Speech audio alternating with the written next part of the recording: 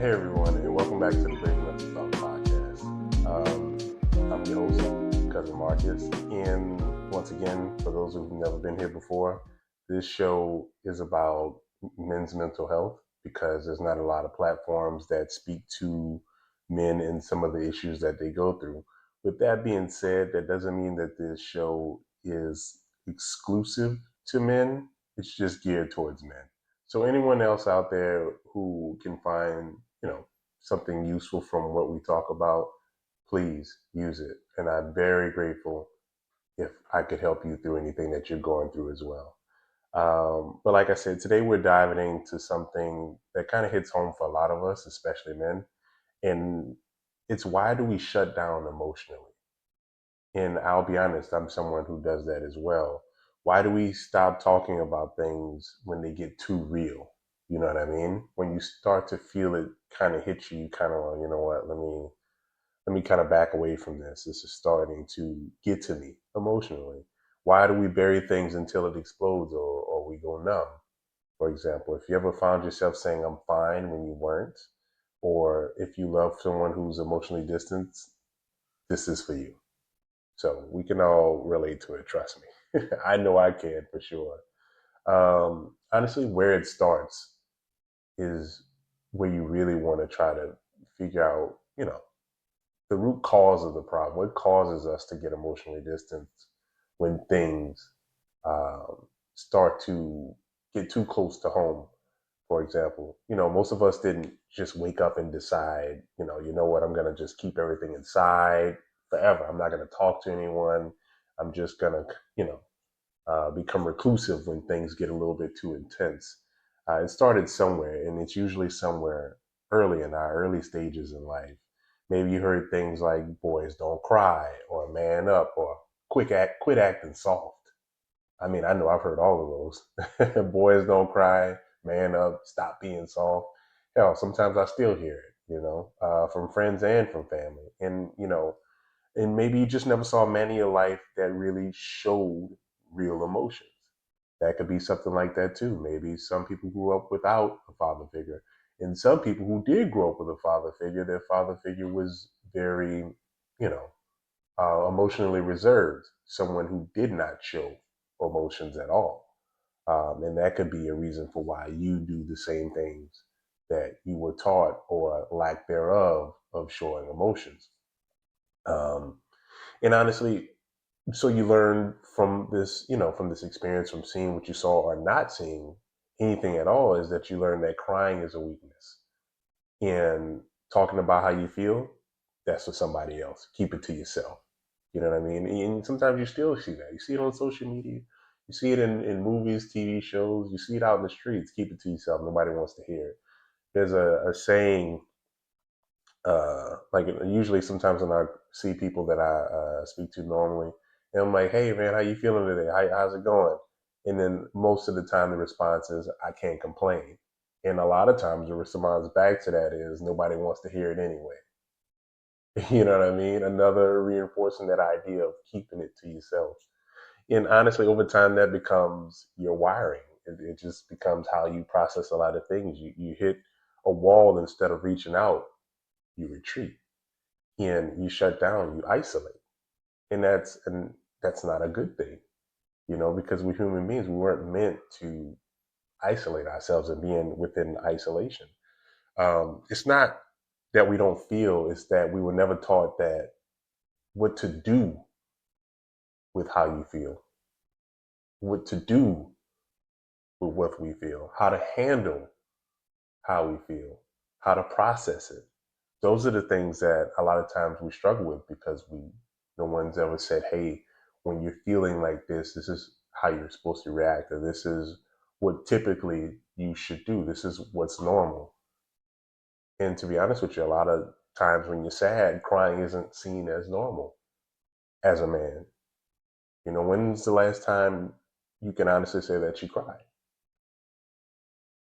I mean, it's kind of hard to, I mean, you probably can point it out easily, and it's probably going to be a very long time ago, because a lot of times we keep it to ourselves. We bottle it up, or you try to, confine your emotions, keep them in check. And what does shutting down look like? Here's the thing: an emotional shutdown doesn't always have to look like silence. Sometimes it can look like anger, like disappearing, like being too busy to talk. You know what I mean? Just keep kind of pushing it off. It's like, I don't have time for this right now. It can look like saying I'm good when obviously you're hurting. You can avoid deep conversations with your partners, loved ones, and friends, and people that actually do care, who do want to engage and see what's going on with you.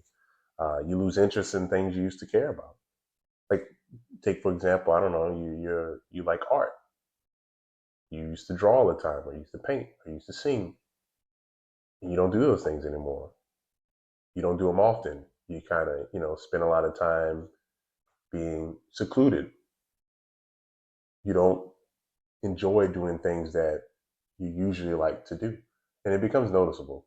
And another one is getting defensive anytime someone asks you how you feel. That's a big one. Hey man, how you feeling today? You're like, what's up? What's up with you? Ain't nothing up with me. I'm good. I'm good. I'm good. I'm good. No, you're not.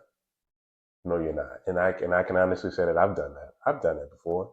It's because like you don't want, like I said before in a previous episode, you don't want to be a burden to someone else. So you try to kind of keep that to yourself. It's like we shut down to protect ourselves, but the people around you, they feel pushed away. It becomes obvious. It becomes obvious that that something is bothering you deeply. And honestly, you think you're protecting your pride, but you know, you're really just protecting your pain. Help yourself out in that situation. You know what I mean? And honestly, but why? Why is it so hard to open up? You want to talk about it. You honestly do. I mean, you want to be understood. We all do. We all want to be understood. Nobody wants to be misunderstood. Everybody wants all of their feelings and emotions to be conveyed, understood, responded to, and respected equally. So, why do we make it so hard for us to open up? But when it comes time to open your mouth, your body says no. You say no. Oh, no, I'm good. But deep down inside, you wishing that you can just relay what's really wrong with you. Maybe sometimes you don't know. Maybe sometimes you don't know. And honestly, it's not because you're weak. It's because opening up feels like an exposure. And that I completely understand because, sometimes you grow up with understanding don't let people know your weaknesses because sometimes they'll use them against you in the future. And you don't want that. And none of us want that. But that creates issues as well because it's like you never can connect with someone on a deeper level because of it, you know? And if it feels like you're handling someone the sharpest part about you and hoping that they don't use it against you. You know what I mean? It's like when I'll use an example from like comic books when Superman gave Batman the kryptonite to keep it for safekeeping because he trusted him. You know what I mean? And it's just like hoping and praying that Superman doesn't take that kryptonite. Not Superman, Batman doesn't take that kryptonite and use it against him, which could be detrimental because he trusts him. Um, and honestly, there's a lot of reasons why we don't open up. There's a fear of being judged. Everybody's worried about what someone thinks about how they feel, what someone thinks about what they're saying, and how what are they going to think about me at this point after. And sometimes you want to say, but you don't have the right words to say. You don't know how to say. You don't know how to communicate what's bothering you. You don't know how to communicate your emotions. Um, Also, feeling like a burden. Nobody wants to feel like a burden to someone else, especially when you care deeply for these people and you know they want to help. But sometimes you feel like sometimes the weight and the emotional struggle is just too much, and you just don't want to, weigh other people down with something that's already weighing you down. And honestly, sometimes you think that nobody will really get it anyway. Even if you did share, they won't understand. They won't know what I'm dealing with. They don't know what I'm going through. They won't be able to help me. So what's the point in talking about it? And there's also feeling weak about asking for help, feeling weak about needing help. Um, and like I said before, there's no weakness behind it. The true strength comes in being able to communicate and reach out for help. We were told to be strong, but no one told us that strength includes honesty. It's true. It's very, strong of you to be able to go out there and say, hey, this is what's wrong. I'm going to be honest. This is what's bothering me.